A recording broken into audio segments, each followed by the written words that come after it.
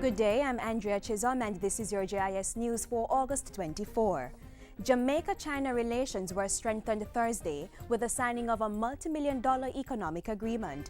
Foreign Affairs and Foreign Trade Minister Senator A.J. Nicholson signed the $423 million agreement on behalf of the government following bilateral talks at Jamaica House. Prime Minister Portia Simpson-Miller met with the visiting Chinese Vice Minister of Commerce. The resulting economic agreement will provide grant funding for projects to be agreed between both governments and should boost investment and job creation. The Port Authority of Jamaica also benefited from the meeting as the Chinese delegation handed over documents for new mobile X-ray container scanning equipment valued at $296 million. The gift also includes one-year free maintenance of the equipment. The Bank of Jamaica is reporting lower than projected inflation for the April to June quarter. BOJ Governor Brian Winter says inflation for the period was 1.5%, significantly lower than the revised forecast range of between 3 and 5%. Mr. Winter says the reduction in the inflation rate was largely due to the lower than anticipated impact of the revenue measures implemented by the government for the fiscal year. This, he added, was complemented by reduced electricity and automotive fuel costs due to lower crude oil prices. And looking forward to the September quarter end, we're expecting inflation in this quarter to be largely similar to the outturn in June, in the range of 1 to 2%. And that forecast is supported by the recently reported deflation in July of 0.3%. The Ministry of Education says it should complete the distribution of textbooks to primary and high schools across the island by August 31. The ministry has allocated $900 million to provide textbooks for the 2012-2013 academic year, which commences on September 3. Deputy Chief Education Officer Sharon Neal says while schools may require parents to purchase additional texts, the ministry has provided guidelines to inform these purchases. Speaking at a recent JIS think tank, Ms. Neal gave the assurance that a rigorous review process was undertaken to select the relevant books each year. The textbooks are not arbitrarily selected.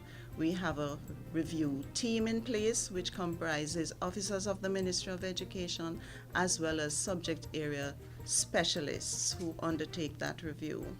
The Program of Advancement through Health and Education Path will be embarking on a back-to-school campaign dubbed School Wise for the new academic year. The 12-month campaign is to begin the first week in September.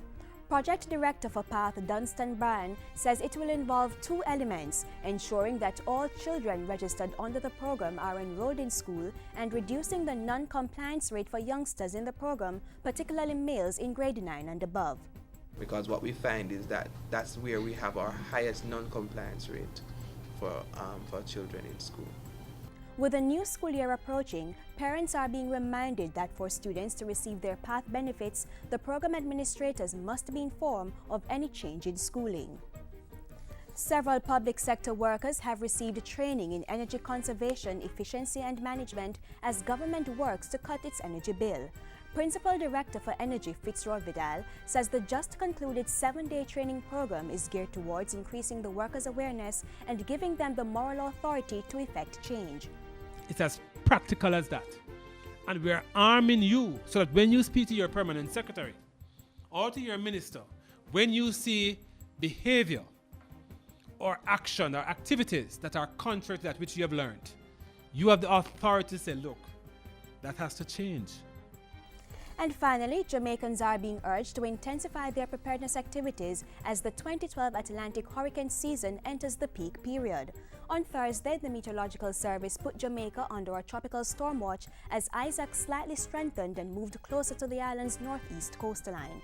If the storm continues on its current path, this means Isaac could bring sections of the island under the influence of tropical storm conditions with outbreaks of heavy showers and thunderstorms likely for Saturday. Director General of Disaster Preparedness and Emergency Management ODPEM, Ronald Jackson, says Jamaicans should be reminded that we are now approaching the historically active part of the hurricane season, so they need to pursue their preparedness regime with some vigor. And that's it for JIS News Today. I'm Andrea Chisholm. Thank you for watching.